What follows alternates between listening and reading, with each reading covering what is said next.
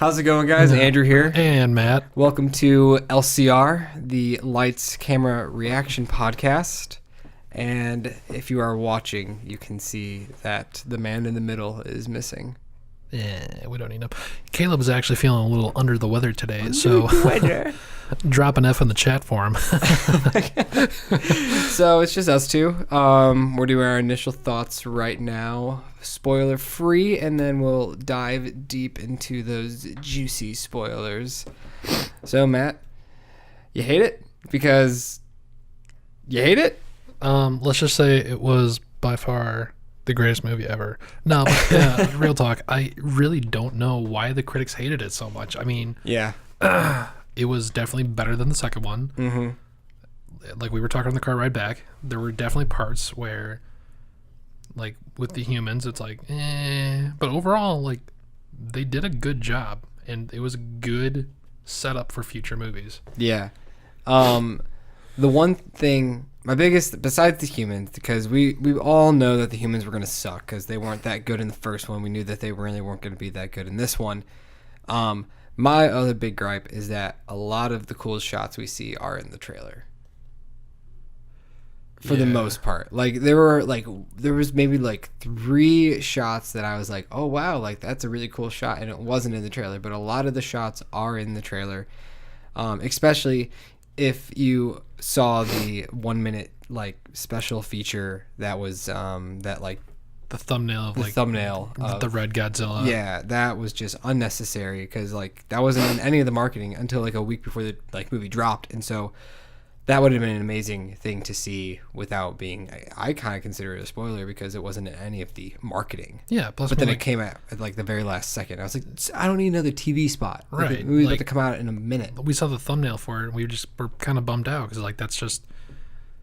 It was just kind of a bummer. Like, we don't need to see that a week before the movie. Like, we could have just been fine with nothing. And I feel like everybody else could have been fine with nothing, too. Yeah. Because it's a week before the movie, guys. I mean, come on. Also, it's just, do you need it? That's my biggest thing. Give us a trailer, and then that's it. We don't need to see, like, 2 or 3 more trailers of the movie. Just give us the one trailer. And maybe if we're not sold, like Aladdin, then give us another trailer where it's a little better. But, like, I don't know, like, It Chapter 2 was a trailer in front of this movie, and I like lean over the mat and I'm like, that's it. Like, this is the trailer. I don't need to see another trailer. You got me hooked in because we already know the characters. Let's just go in. Not going to be the case.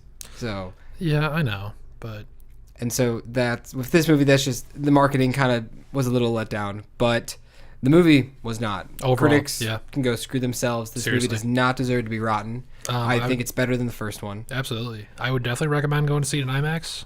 We're definitely going to go back and see it in Dolby because, I mean, we saw it in IMAX first. Just merge, like I said. Kill IMAX 3D, do IMAX Dolby. With those nice seats, the pitch black, it'd be nice.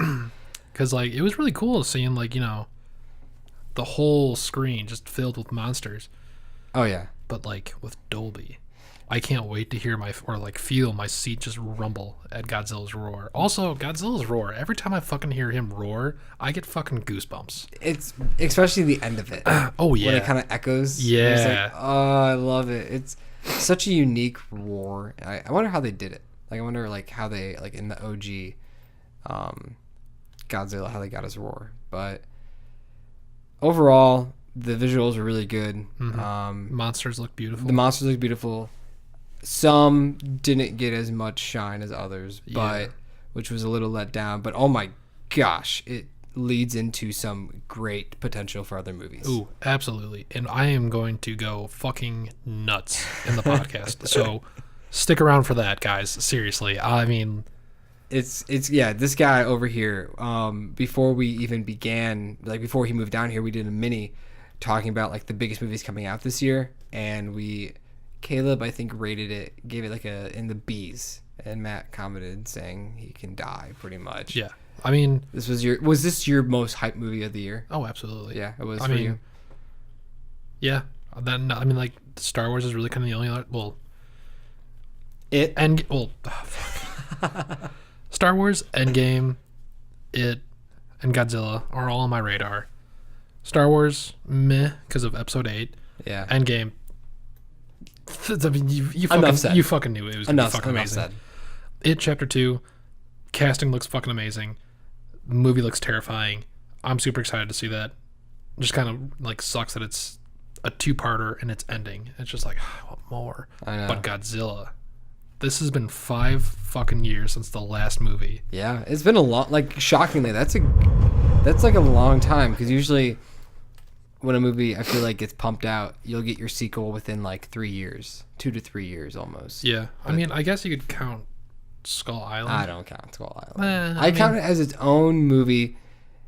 That, when did that come out? 2 years ago. I think so. So it will have 4 years since the most recent King Kong movie. So it's almost 5 years. Yeah. And so, I think Warner Brothers is like spacing out these movies really good. I am a little scared. I wonder if King Kong versus Godzilla is too close to this. Like, I wonder if we needed like a year off. Like, we don't, but like, I just feel like if the next one comes like another year, like, we might get a little fatigued. Do you think so? I don't think so. I think with them taking basically just a 5-year break from Godzilla as a whole, kind of allows them to have just, sat down, looked at, what Godzilla has generated, like 2014 Godzilla, and being like, okay, this received really well. Let's move forward. Here we go.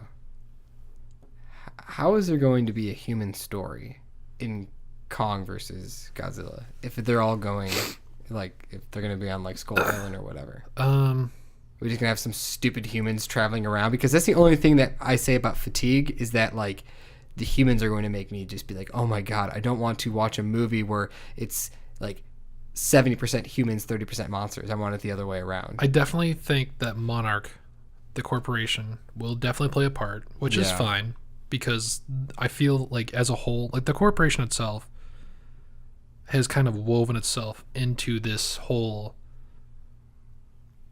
timeline, which is fine, because that's basically just like, that's the groundwork for everything. And I mean, it's definitely gonna suck, because like there are gonna be humans in Kong versus Godzilla, but I feel like for a majority, I'm not gonna say anything, because I'm just gonna dive into this all in the podcast. I think that's a good cue. I know, like, maybe we'll get like another grade at the end of the podcast, but just right off the bat, what would you give it? A+. Really? I told you I'm gonna be fucking biased, dude. I loved this movie. All right. I mean, the family parts were. I enjoyed the human parts of the story, except for the family parts. Like oh, dude, the guy with white hair. I just want to say, oh my god, dude, hilarious! Like, every joke he nailed was great. I thought you were talking about the old guy. Yes, his name was Rick, the guy with the glasses. He's gonna be your fucking favorite side character. Also, there was a bad guy that I did not see coming. I did not know this movie had like a technical bad guy. Really? I mean, like, because I thought the mom was the bad guy. Uh-huh. And I didn't really know the story behind that all. And then I saw it and I was like, oh, okay. And like, stuff's happened with her. And I was just like, oh, so you're just a cunt. Okay. God damn. I'm sorry. But wow. I was. Is that the first time the C word's ever been dropped on a podcast? I don't know.